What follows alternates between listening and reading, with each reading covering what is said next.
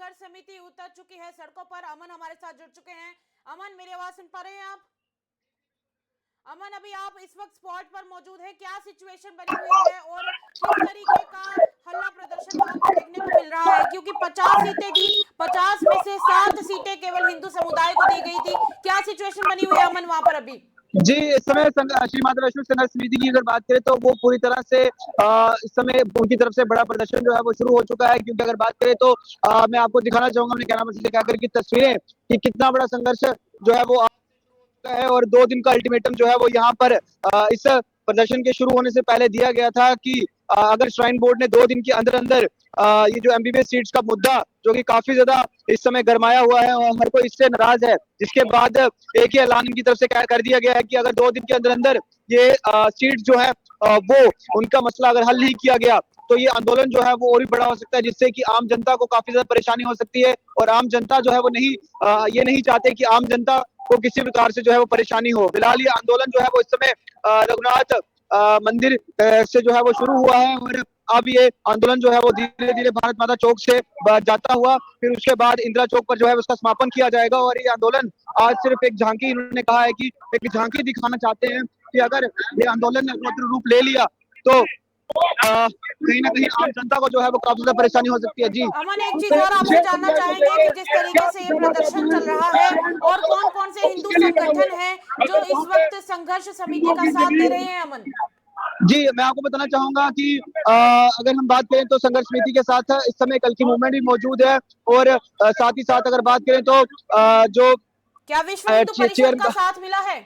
जी, फिलहाल अभी तक जितने भी संगठन हैं वो धीरे धीरे यहाँ पर जुड़ना शुरू हो चुके हैं और इनका भी है। इन्होंने ये भी कहा है कि जो बाहर के संघर्ष समिति के लोग हैं यानी कि बाहरी राज्य के, उनकी तरफ से भी इनको पूरा समर्थन जो है वो मिलना शुरू हो चुका है और वो भी आने वाले दिनों में अगर ये आंदोलन बढ़ता है तो इनके साथ यहाँ पर प्रदर्शन करते हुए नजर आएंगे। क्या इनके द्वारा ये डिमांड रखी गई है कि ये जो लिस्ट निकाली गई है इस लिस्ट को कैंसिल किया जाए या क्वैश किया जाए? प्रदर्शन शुरू होने से पहले ही ये डिमांड जो थी वो उन्होंने रख दी थी और इन्होंने कहा था कि जो 42 बच्चों को सीट्स दी गई है उन बच्चों को कहीं और जो है वो भेजा जाए और ये जो सीट्स हैं ये हिंदू बच्चे ही डिजर्व करते हैं, क्योंकि जितना भी पैसा श्री माता वैष्णो देवी के चरणों पे चढ़ता है वो सारा हिंदुओं की तरफ से चढ़ता है मैक्सिमम। और जो ये यूनिवर्सिटी बनाई गई है, ये जो मेडिकल कॉलेज बनाया गया है, ये भी जो श्री माता वैष्णो देवी में या वहाँ के लोग जो कि डोनेट करते हैं पैसे, उनके वजह से ये बना है। तो जी उसी चढ़ावे से जी।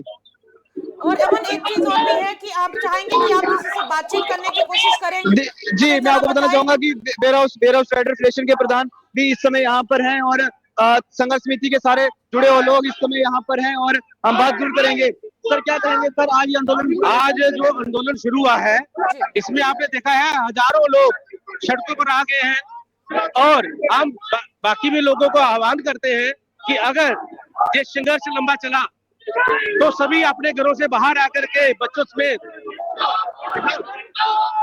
और इस संघर्ष में शामिल हुए। और आज जैसे हमने राम जी को माथा टेक करके ये बिगुल बजाया है, संघर्ष समिति ने बिगुल बजाया है और श्री सनातन सभा ने ये अपना ये बीड़ा उठाया है कि जैसे हिंदुओं के साथ शुरू से ही भेदभाव होता रहा है और हमें ये लगता है कि कोई भी चीज पाने के लिए हमें संघर्ष करना पड़ता है। अगर ऐसी ही बात है तो प्रशासन को ये सोच लेना चाहिए कि ये जम्मू के जो डोगरा लोग हैं ये इतने कमजोर नहीं है। तो इसलिए मैं ये कहता हूँ कि आज प्रशासन के कान खुलने चाहिए और ये संघर्ष इनको फैसला जल्दी से जल्दी वापस लेना चाहिए। शुरू होने से पहले 2 दिन का अल्टीमेटम दिया गया है। अगर 2 दिन तक ये आंदोलन में जो आपने कहा था कि 2 दिन तक अगर इसका मसला हल नहीं होता तो फिर क्या नतीजा है? अगर 2 दिन के बाद ये आंदोलन हमारा ये फैसला नहीं कर सकते हैं तो आगे ये संघर्ष और बड़ी तेजी से जाएगा। और ये संघर्ष इनको पता ही है, पहले भी बहुत से जम्मू में संघर्ष हुए हैं और ये जब ये संघर्ष होता है तो हिंदू ये ठान लेता है तो उस बात को पाकर का रहता है। तो साफ कह दिया उन्होंने कि आंदोलन जो है वो आने वाले दिनों में और भी रौद्र रूप ले सकता है, जिससे कि एक चीज और जानने की कोशिश करें आपसे। एक विनती रहेगी कि जरूर इनसे पूछें कि उमर अब्दुल्ला साहब के द्वारा पिछले दिनों ये कहा गया है कि अगर ऐसी बात थी तो फिर इसे माइनॉरिटी कॉलेज के तौर पर डिक्लेयर किया जाना चाहिए था, तो फिर उसके ऊपर संघर्ष समिति का क्या जवाब है? हम चाहेंगे कि आप एक बार इसका भी जवाब उनसे जरूर लें। जी जी बिल्कुल, मैं सवाल जो है वो यहाँ पर जरूर करना चाहूंगा। उमर अब्दुल्ला की तरफ से कहा गया है कि इसमें जो है वो धर्म को क्यों लाया जा रहा है, जबकि वो बच्चे मेरिट बेसिस पर जो है वो सिलेक्ट हुए। उमर अब्दुल्ला जी खाली श्रीनगर के सीएम नहीं है, उनको ये भी ध्यान रखना चाहिए वो जम्मू के भी सीएम है। और मैं उनकी बात पे तो ज्यादा ध्यान देते नहीं, हम लोग उनकी बातों पे ये ध्यान नहीं देते क्योंकि वो कभी कभी बचपना उनमें आ जाता है और ये उनको ये उल्टे सीधे बयान देने से बचना चाहिए क्योंकि वो जम्मू कश्मीर के सीएम है। तो जी कह दिया है कि वो उनको भी जो है वो इसकी ओर ध्यान देना चाहिए। जी बिल्कुल, जी बिल्कुल बिल्कुल बिल्कुल अमन, एक चीज और है कि जिस तरीके से ये प्रदर्शन बढ़ता जा रहा है, क्या लगता है अगले 2 दिन के अंदर इसका कोई ना कोई इलाज जो है वो निकाला जाएगा, इसको कोई सोल्यूशन जो है वो निकाला जाएगा अमन? जी इन्होंने साफ कहा है कि अगर 2 दिन के अंदर अंदर अगर सोल्यूशन नहीं निकाला जाता है तो ये आंदोलन जो है वो और भी रौद्र रूप ले सकता है। हम नहीं चाहते हैं कि आम जनता को किसी प्रकार से परेशानी हो, दुकानें बंद हो, रेलवे ट्रैक्स में बंद करने पड़े, तो एयरपोर्ट्स को जो है वो दिक्कत आए। तो ये सारी चीजें इन्होंने आंदोलन शुरू करने से पहले ही जो थी वो बयान की थी आज, और उसके बाद ही आंदोलन जो था वो शुरू किया था। अमन, एक चीज और जानना चाहेंगे आपसे, जिस तरीके से लगातार अभी ये प्रदर्शन चल रहा है, पहले संघर्ष समिति के द्वारा ये भी कहा गया था कि हो सकता है कटरा की कई सारी दुकानें भी इसके चलते बंद की जाएं, क्या उसके ऊपर कुछ इंफॉर्मेशन आई है अमन?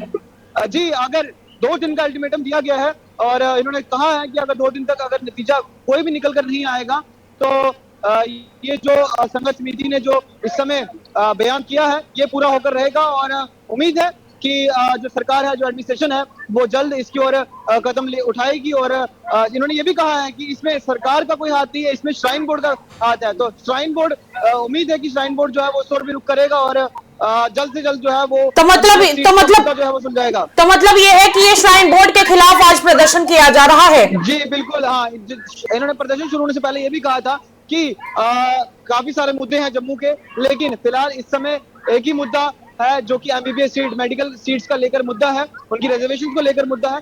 तो सबसे पहले हमारा अब मेन मोटिव ये रहेगा कि उसको जो है वो सबसे पहले हल किया जाए। चलिए, शुक्रिया अमन, इस तरह की सारी जानकारी हमारे सभी व्यूवर्स के साथ पहुंचाते चलिएगा। यहाँ पर महिलाएं भी पहुंची हुई हैं, काफी हम मात्रा में देख पा रहे हैं। महिलाओं से किसी से अगर एक बार आप जानने की कोशिश करें कि महिलाओं के क्या विचार हैं इसके ऊपर।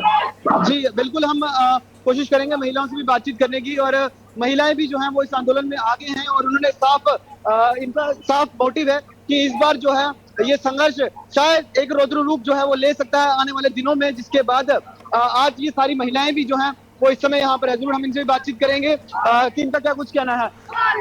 मैम, आज प्रदर्शन किया जा रहा है, क्या लगता है कि ये मसला हल हो पाएगा? बोले बोले बम बम बोले हम बम होने नहीं देंगे, ये हम होने नहीं देंगे।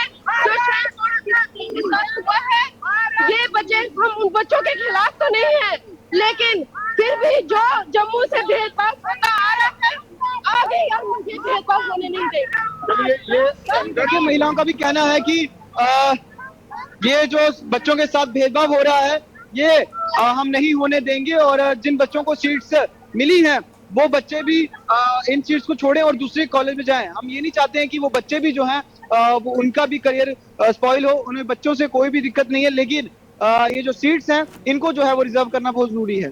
चलिए, शुक्रिया अमन, इस तरह की जानकारी हमारे साथ साझा करते रहिएगा। शुक्रिया जी, शुक्रिया। अमन हमारे साथ जुड़े हुए थे और अमन ने बताया है कि जिस तरीके से संघर्ष समिति अभी आज सड़कों पर उतरी हुई है, एक बात तो साफ है कि आज 2 दिन का अल्टीमेटम दे दिया जा चुका है और ये प्रदर्शन श्राइन बोर्ड के खिलाफ तो है ही, वहीं दूसरी तरफ नाराजगी तो जम्मू कश्मीर में बैठी हुई उमर सरकार के खिलाफ भी है। लोगों का कहना है कि हम उन सब बच्चों के खिलाफ नहीं हैं जो बच्चे दूसरे समुदाय से यहाँ पर आए हुए हैं और ताल्लुक रखते हैं इस यूनिवर्सिटी में, पर इस बात से हमें नाराजगी जरूर है कि जब यहाँ पर चढ़ावा चढ़ाने की बात होती है, आस्था की बात होती है, तब श्री माता वैष्णो देवी श्राइन बोर्ड को पैसा हिंदू समुदाय के द्वारा जाता है।